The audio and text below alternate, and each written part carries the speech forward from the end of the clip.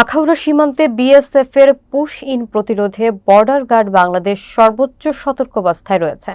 ১১ মে রবিবার আখাউড়া উপজেলার মোগরা ইউনিয়নের বাউতলা সিএনজি স্ট্যান্ডে ৬০ বিজিবি ব্যাটালিয়নের উদ্যোগে সীমান্ত সুরক্ষা নিয়ে মতবিনিময় সভা অনুষ্ঠিত হয়। বিস্তারিত থাকছে সবুজ খান জয়ের প্রতিবেদনে।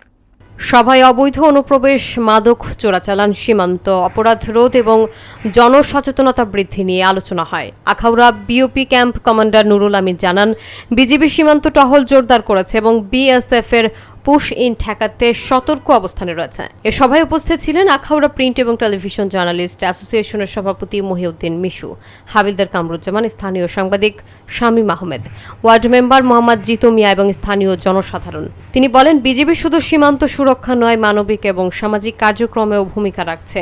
এ ধরনের সভা সীমান্ত নিরাপত্তা এবং জনগণের সচেতনতা বাড়াতে সহায়ক ভূমিকা পালন করবে বলে আশা করা হচ্ছে।